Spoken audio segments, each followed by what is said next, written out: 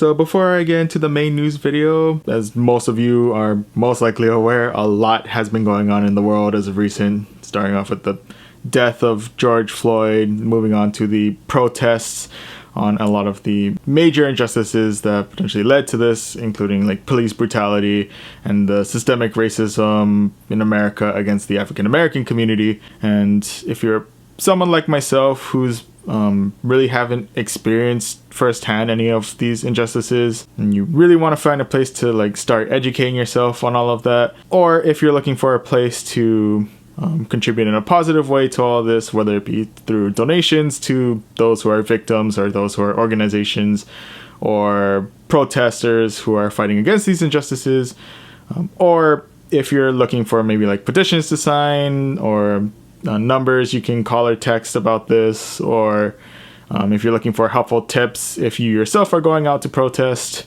which by the way, if you are going out to protest, it is worth noting that we are still in a global pandemic, so just be aware, try and keep social distancing if you can, and definitely be wearing, cloth mask and stay home if you're sick and all that. But in any event, if you're looking for any resources for everything that was previously mentioned, I find that one great place to start is the website that you've most likely seen circulating around like social media and like other YouTube videos, and that is blacklivesmatter.card.co, which I'll definitely have linked in the description down below. Yeah, ultimately with that, hopefully we'll be able to, at the very least, educate ourselves more on these topics, so that ultimately we'll not only come out of this much more well-informed, but we will also be much more well-prepared to find the right solutions to these, so that hopefully tragedies like what happened with George Floyd will never happen again. So with all that said, I'm gonna go ahead and move on with the rest of the news video. Whew. Not gonna lie, a good amount of updates have come out since the last time I've done one of these, so I'm going out on a limb assuming this is gonna be one of the longer ones. So I guess with that said, let's not waste any time here, because we've got some news. Alright, so first off, we're going to be starting off with a couple of general updates for the month of June. Starting off with the change to the research breakthrough encounter. So now throughout the month of June, you'll be able to encounter the Ant Pit Pokemon Trapinch with bonus Trapinch candies. Isn't the most exciting, but Flygon's a really cool Pokemon, so. Beyond that, in terms of any changes to legendary raids, starting on Tuesday, June 16th at 1 p.m. Pacific time, the Deep Black Pokemon Zekrom will be making its debut in Pokemon Go in legendary raids. It is worth noting that Zekrom is an electric and dragon type Pokemon, so it's best to bring your best ground, ice, dragon, and fairy type Pokemon when going to battle Zekrom. And it is also worth noting that there will be raid hours that feature Zekrom throughout every Wednesday throughout the month of June. So on Wednesday, June 17th, Wednesday, June 24th, and on Wednesday, July 1st, you'll be able to encounter Zekrom raids much more frequently, particularly from 6 to 7 p.m. in your local time. Next up, Niantic has announced 2 new events that will be returning to Pokemon Go. First up is the Solstice theme event, which will be running from Friday, June 19th at 8 a.m. to Wednesday, June 24th at 10 p.m. in your local time. And the second one is the Bug Out event, which will be running from Friday, June 26th at 8 a.m. to Wednesday, July 1st at 10 p.m. in your local time. So ultimately, we don't really know too much about the specific details about this event, but we'll definitely keep you updated as soon as we learn more information. Finally, for the general updates for the month of June, the Pokemon Spotlight Hours have been announced for the month of June. A couple days ago, it was on Tuesday, June 9th. The Spotlight Pokemon was Patrat, and you were able to earn 2 times XP for evolving Pokemon. Next up will be Tuesday, June 16th. From 6 to 7 p.m. in your local time, and this will be Numel as the Spotlight Pokemon, and you'll earn 2 times Catch Stardust during this hour. On Tuesday, June 23rd at 6 to 7 p.m. in your local time, Clefairy will be the Spotlight Pokemon, and you'll earn 2 times Catch XP throughout that hour. And it is important to note that if you're lucky, you may encounter a shiny Clefairy both during and after this Spotlight hour. And finally, on Tuesday, June 30th from 6 to 7 p.m. in your local time, Kricketot will be the Spotlight Pokemon, and you will earn 2 times Catch Candy throughout that Spotlight hour. So next up, before we see Zekrom take over the legendary raids, we will be having a special raid weekend event that'll be featuring the Eon Pokemon LATIOS and LATIOS. So from Friday, June 12th at 8 a.m. to Monday, June 15th at 10 p.m. in your local time, LATIOS and LATIOS will be available to battle in 5-star raids. It is worth noting that both of these Pokemon do have their shiny forms available, so if you're still in need of the shiny forms of these Pokemon, now would be one of the best times to try and get those shiny forms. It's also worth noting that these Pokemon are Dragon and Psychic types, so of course it's recommended to bring your best Ice, Bug, Ghost, Dark, and Fairy type Pokemon. Now go ahead and leave general raid counters to LATIOS and LATIOS, and for that matter I'll also leave a raid counter guide for Zekrom down in the description below. So next up, we have just learned a bit more information about the upcoming Weedle Community Day. So kind of to reiterate what we do know so far, Weedle Community Day will be occurring on Saturday, June 20th from 11 a.m. to 5 p.m. in your local time. Weedle will be appearing more frequently on the wild, and if you're lucky, you may be able to counter a shiny one. If you evolve Kakuna to Beedrill either during the event or up to 2 hours afterwards, you'll be able to get yourself a Beedrill that knows the exclusive charge move Drill Run. And along with that information, we've also learned that there will be a special one-time purchase June Community Day bundle, which features an Elite Charge TM, 30 Ultra Balls, 3-star pieces, and 3 incense. Along with that, a couple other bonuses to look out for. There will be, during that time, you'll gain 3 times Catch Stardust. Incense activated during the event will be lasting for 3 hours.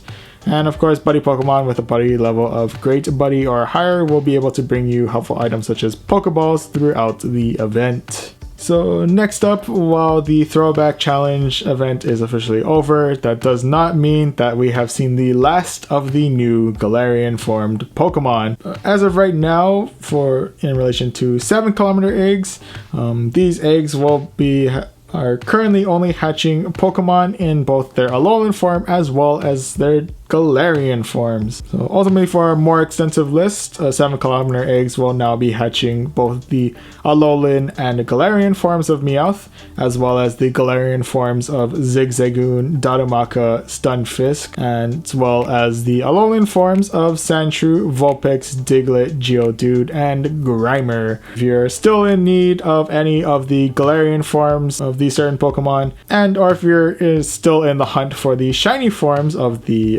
Alolan versions of these Pokemon, definitely start collecting as many 7k eggs as you can from all of the gifts that you receive from friends. So next up, Pokemon Go Fest 2020 has officially been announced. Pokemon Go Fest will be taking place virtually and globally on July 25th and July 26th. It is worth noting that if you do get a ticket for Pokemon Go Fest, if you had a ticket for like previous ones that occurred in like Chicago, Dortmund, and Yokohama, if you had a ticket, you were only able to participate in 1 full day of Pokemon Go Fest. All ticket holders who participate in this upcoming Pokemon Go Fest will be able to attend both days of this event. Ultimately, as of right now, we don't have any more specific information on Pokemon Go Fest, but we will be sure to update you when we gain more information. So finally, Niantic is planning on releasing several new features to Pokemon Go.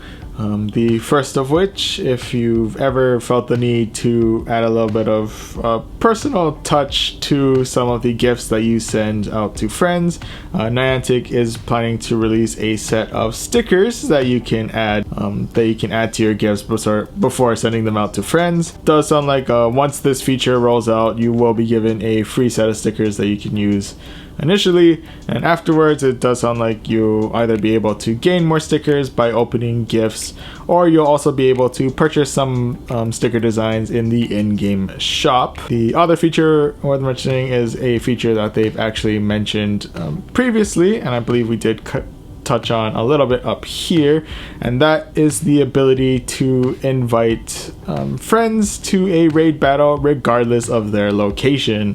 When this feature does roll out, if you enter in a raid lobby personally, you will be able to see, I believe, a plus icon in the corner, and that will allow you to invite up to 5 friends into that raid.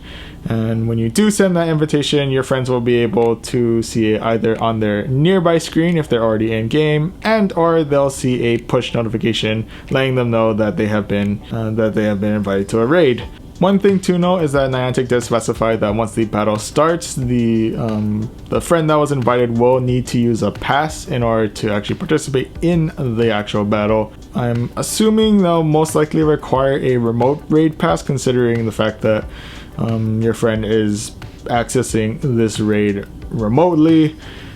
But it could be possible that they still allow the friend who was invited to still use either their free raid pass and or potentially be able to use the premium raid pass in order to participate in these raids. But nonetheless, ultimately this is a very exciting feature to come out, and definitely provides much great opportunities, especially for those who where they don't have a lot of people going out and raiding at this time, and really want to try and gather some friends in order to battle, especially battle against legendary Pokemon. So the final 2 features that Niantic is planning to release, and these are probably the most exciting features, at least in my opinion, that are coming out, is the release of AR features known as reality blending and Pokestop scanning. So for the first one, for reality blending, essentially this will allow a much more immersive AR experience, as it will allow the Pokemon that you're taking a snapshot of to be able to either partially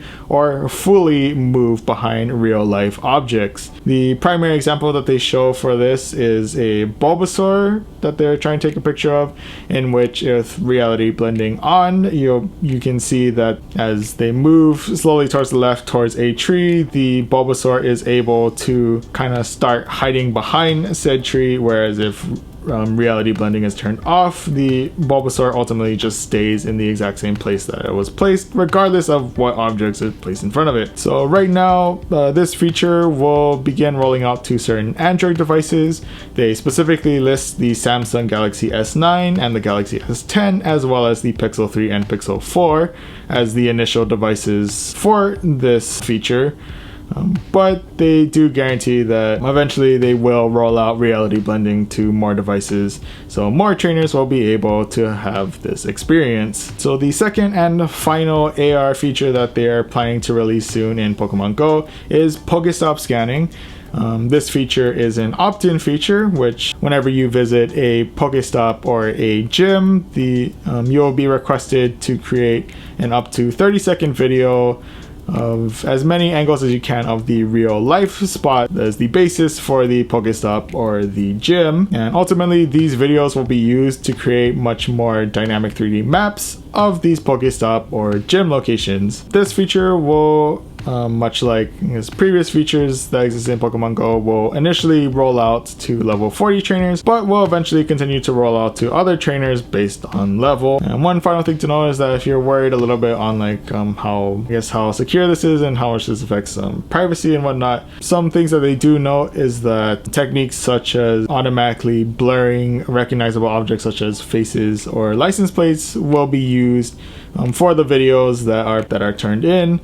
And Niantic does want to ensure that they do not collect or store any personal data in connection with this information, and it is not tied to specific player accounts. So all in all, while it is always generally fun to go out and catch Pokemon, and while it is fun to either battle with trainers in raids or against trainers in things like Go Battle League, it is also really cool to see, I guess, like the technological side or like the advancements in AR gameplay when it comes to games like Pokemon Go. So that's all the news I have for today. Once again, I hope you're all staying safe and staying healthy during this time. And with that, I will see you guys in the next video.